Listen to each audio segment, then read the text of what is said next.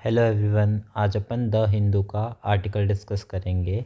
What was decided at the UN ocean conference, जो print हुआ है द हिंदू में। ठीक है, तो इस पे यूनाइटेड नेशन ओशन कॉन्फ्रेंस जो अभी थर्ड एडिशन हुआ फ्रांस में, 56 कंट्री ने अब तक रेटिफाई कर रखा है। उसमें से एक तो इंडिया भी है, बट यूएस ने अब तक इसको रेटिफाई नहीं किया है। यूएस ने कहा है कि हम लोग इसको अभी भी प्रोसेस में रखे हैं, करेंगे आगे जा कर के इसको रेटिफाई।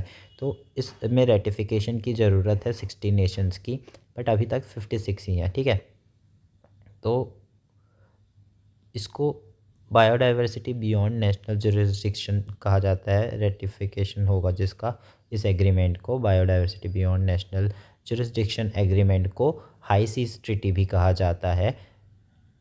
फिर आगे बात करते हैं अपने जो ऑथर हैं कि इसका मेन गोल जो है इस ट्रीटी का, मरीन प्रोटेक्टेड एरिया बनाना इंटरनेशनल वाटर में। इंटरनेशनल वाटर क्या होता है? जिसके ऊपर किसी का कंट्रोल नहीं है, उस एरिया को कहा जाता है मरीन इंटरनेशनल वाटर। ठीक है, अब इसमें क्या होगा? प्रिवेंट किया जाएगा ओवर फिशिंग और डीप ओशन माइनिंग से, इससे प्रोटेक्शन दिलाएगा ये यूनाइटेड नेशन ओशन कॉन्फ्रेंस जो हुआ वो हाई सीज ट्रीटी वगैरह। ठीक है, फिर अब एक और कन्वेंशन है, उसमें बोला गया है कि कन्वेंशन ऑन बायोलॉजिकल डाइवर्सिटी जो पहले आ रखा था, सीबीडी करके कहा जाता है इसको, वो वर्ल्ड नेशन, उसमें वर्ल्ड नेशंस जो हैं वो कमिट करते हैं कि हम कंजर्व करेंगे 30% of the world's marine and coastal area, दोनों मिला के 30% कंजर्व करने की कंजर्व करेंगे बोले हैं बाय 2030 तक की टारगेट है। ठीक है, फिर उसके बाद इस पे आगे बताता है कि जब ये रेटिफिकेशन हो जाएगा 60 सारा, और ये अच्छे से रूल वगैरह बन जाएगा, तो इसमें इन्वायरमेंट इम्पैक्ट असेसमेंट हो सकता है, दैट इज़ EIA करके भी याद रख सकते हो शॉर्ट फॉर्म में। अब यूएन जो है वो एक्सपेक्ट कर रहा है कि सितंबर तक 70 कंट्रीज़ को रेटिफाई कर देगा और ये रूल बन जाएगा। अब कुछ कुछ हर्डल्स भी हैं इसके अंदर, जैसे कि शेयरिंग ऑफ बेनिफिट, किस बेसिस पे आप शेयर करोगे, वो उसके बारे में कुछ डिस्कशन नहीं हुआ है। जो एग्जॉटिक लाइफ फॉर्म्स हैं उस हाई सीज में, उसका कैसे क्या करना है वो भी डिस्कस नहीं हुआ है।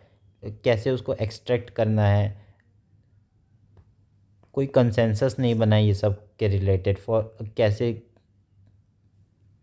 कि कैसे इसका कमर्शियल बेनिफिट लेना है, मतलब क्या, कैसे इसका शेयर गेन, मतलब कितना इससे प्रॉफिट होगा, वो सब कैसे इसको डिसाइड करना है, वो सब भी अभी ही बात कर लेना था ना। जब बन रहा है ट्रीटी तभी बात कर लेना था, बाद में फिर यही सब इसी के लिए लड़ाई होगा और कोई साइन नहीं करेगा बाद में। वही जैसे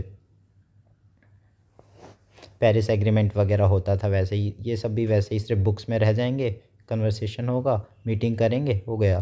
फिर यूनाइटेड नेशन ओशन कॉन्फ्रेंस के अचीवमेंट के बारे में कुछ बात हुई है, तो कुछ की टेक अवेज तो हैं इस कॉन्फ्रेंस के, कुछ तो निकला है। और इसमें जो भी जिन भी कंट्री ने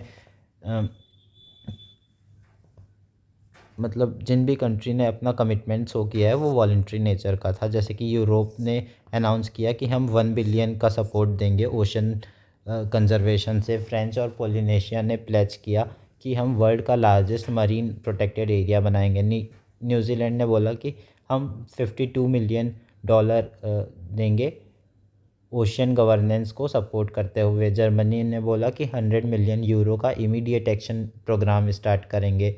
फिर ऐसे बहुत से कंट्री हैं।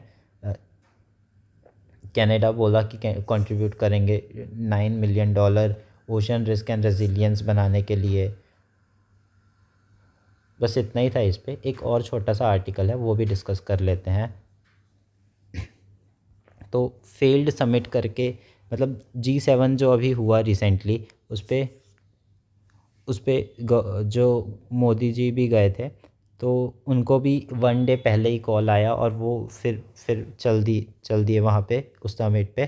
तो उसको क्रिटिसाइज़ करते हैं यहाँ पे जो राइटर हैं, वो कहते हैं कि usefulness, India must recess the usefulness of attending G7, reassess the usefulness of attending G7 meeting के लिए।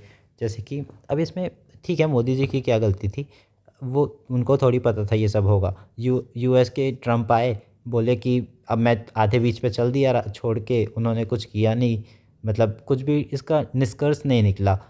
बोले कि रशिया यूक्रेन वॉर के बारे में नो डिस्कशन, इसराइल ईरान के बारे में नो डिस्कशन, मतलब डिस्कशन हुआ तो भी क्या बोले कि हम डी एस्केलेशन नहीं चाहते, क्योंकि मतलब साइन नहीं किया बेसिकली कि डी एस्केलेशन हो करके, यूएस ने मना कर दिया। और फिर रेसिप्रोकल टैरिफ के बारे में कोई बात ही नहीं हुई, जो ट्रम्प इकोनॉमिक पूरा हिला डुला रहे हैं, इधर उधर कर रहे हैं फालतू में। और कनाडा के लिए भी बहुत डिज़ास्टर्स टाइप का था, क्योंकि 1 मंथ पहले ही कनाडा में जो गवर्नमेंट है वो चेंज हुई है। तो अभी उन जो न्यू गवर्नमेंट है उनको खुद को अभी सब कुछ अंडरस्टैंडिंग एकदम अच्छे से कैसे हो जाएगा यार 1 मंथ में, राइट? ठीक है, तो ये सब प्रॉब्लम वाली बात थी, और इसके कारण कुछ कुछ अनाउंसमेंट नहीं हुआ, ना ही एआई से रिलेटेड कुछ बात हुआ जो कर सकते थे एटलीस्ट। अगर कोई कंट्री का वॉर वगैरह नहीं रुकवा सकते तो अब एटलीस्ट ये तो बात कर ही सकते हो, राइट? ठीक है, फिर कुछ अच्छे तो नहीं, बेसिकली ठीक ठाक इंडिया और कनाडा के रिलेशन थोड़े बेटर हो सकते हैं, क्योंकि जो अपने यानी कनाडा के रिसेंट प्राइम मिनिस्टर हैं मिस्टर कैरने करके, उसमें बोल उन उन उनसे कन्वर्सेशन के बाद इंडिया और कनाडा दोनों रेडी हो गए हैं कि रीस्टोर करेंगे इंडिया और कैनेडियन हाई कमिश्नर को। ठीक है, Indian and Canadian high commissioner को रीस्टोर किया जाएगा। लेकिन ठीक है ये तो होगा, लेकिन जो न्यू प्राइम मिनिस्टर हैं कनाडा के, उन्होंने भी कोई एक्शन नहीं लिया, बोला नहीं कि कुछ एक्शन लेंगे खालिस्तान एक्सट्रीमिस्ट के ऊपर, जो बोल सकते थे।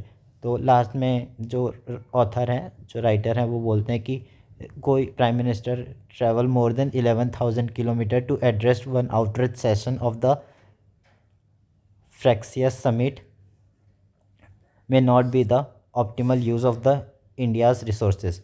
बट अब उनको थोड़ी पता था कि ये सब होगा, वो तो सोच के गए होंगे सब अच्छा अच्छा होगा, बट ठीक है कोई नहीं। तो ये सीन था। अब एक और आर्टिकल है, the legality of Israeli action under international law, इसको अपन नेक्स्ट वीडियो पे डिस्कस करेंगे। Thank you, bye.